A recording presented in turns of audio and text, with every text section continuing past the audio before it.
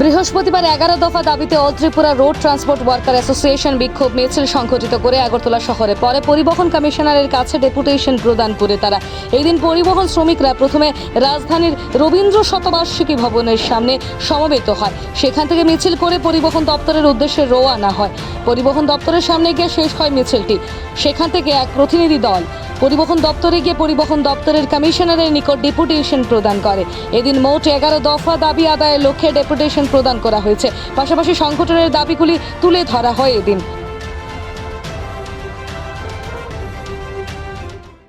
শ্রমজীবী আছে যারা পরিবহনের সাথে যুক্ত, সারা দেশে পরিবহন শিল্পটা মারাত্মকভাবে আক্রান্ত। ডিজেল পেট্রোলের দাম, স্পেয়ার পার্টসের দাম বেড়েছে, ট্যাক্সের বোঝা বিরাট আকার ধারণ করেছে, ফি প্রায় 100 গুণ বাড়িয়ে দিয়েছেন। সবটা মিলিয়ে এই ব্যবসার সঙ্গে যারা যুক্ত বা এই পেশার সঙ্গে যুক্ত, এই কাজটা করে যারা জীবিকা নির্বাহ করে, তারা বিপন্ন। আমাদের রাজ্যে লক্ষ্য করে বিজেপি সরকার ক্ষমতা আসার পর তারা ফি সহ সমস্ত কিছু বাড়িয়ে দিয়েছে এবং লক্ষ্য করা গেছে যে এখানে বিমা প্রিমিয়াম প্রায় 200 গুণ বাড়িয়েছেন বিমার প্রিমিয়াম। তো এই অবস্থাতে তাদের পোষায় না। এখন এই থেকে আমাদের রাজ্যে যদি আমরা ধরি, প্রায় কমপক্ষে 3 থেকে 3.5 লক্ষ প্রত্যক্ষ পরোক্ষভাবে পরিবহন শিল্পের সঙ্গে যুক্ত। কেউ নিজেরা সেলফ এমপ্লয়মেন্ট অটো যারা চালান, এবং এরা যদি কর্মহীন হয়ে যায় অবস্থাটা কোথায় গিয়ে দাঁড়াবে। তার সঙ্গে চলছে পুলিশের নির্যাতন।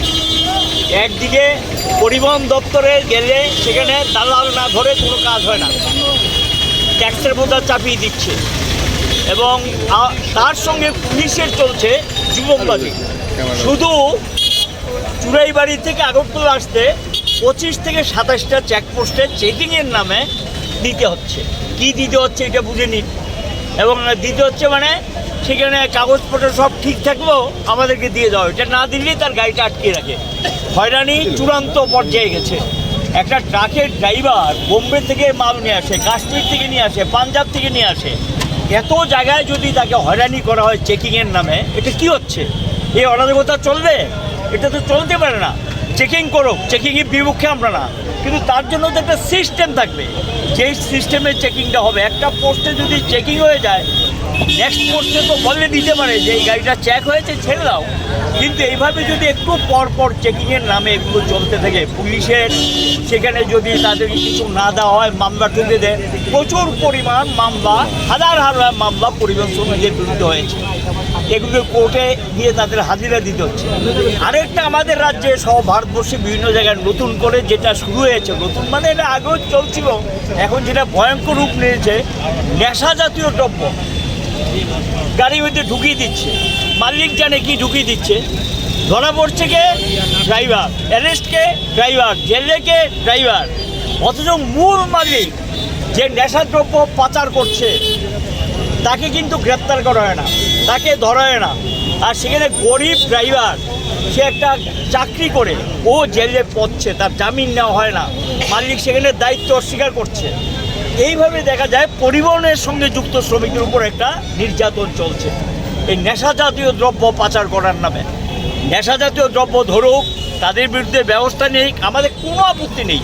কিন্তু মূল যারা পরোক্ষ প্রত্যক্ষ এটাকে প্রশ্রয় দিচ্ছেন, এটার সঙ্গে যুক্ত, তাদেরকে খুঁজে বের করো, তাদের বিরুদ্ধে ব্যবস্থা নাও। শুধু ড্রাইভারদেরকে গ্রেপ্তার করলে হবে না, যারা এটা যিনি পাচার করছেন, পাচার বাণিজ্য করছেন, এটা তাদের ব্যবসায় পরিণত করেছে, পেশায় পরিণত করেছে, এবং অনেক ক্ষেত্রে শাসক দলের লোকও যুক্ত। এবং দেখা যায় এরা ধরা পড়ে না, ধরা পড়ছে গিয়ে নিরীহ শ্রমিকরা। এই যে অবস্থাটা, এই অবস্থাটার বিরুদ্ধে আমরা প্রতিবাদ জানাচ্ছি। পুলিশের কাছে যাওয়া হবে।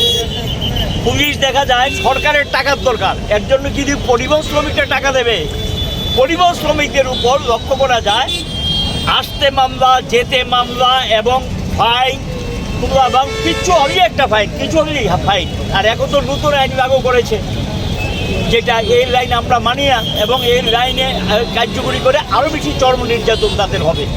এই ফাইন দিতে দিতে তাদের ব্যবসা বাণিজ্য সব লাঠে উঠেছে, কর্মহীন হয়ে গেছে বিরাট অংশের শ্রমিক ত্রিপুরার। যে এই সমস্ত প্রতিবাদী আমরা আজকে মিছিল করে যাচ্ছি এবং পরিবহন দপ্তর আরক্ষা দপ্তরে এটা আমরা মেমোরেন্ডাম আমাদের দিক থেকে দাখিল করা হবে। All India Road Transport Workers Federation, তার সঙ্গে যুক্ত আছেন ত্রিপুরা মোটর শ্রমিক union, Tripura autorickshaw workers union, Tripura e rickshaw workers association, এগুলো যুক্তভাবে তারা আজকে মিছিলের ব্যবস্থা করেছে এবং এই দাবিগুলো আমরা জানাচ্ছি।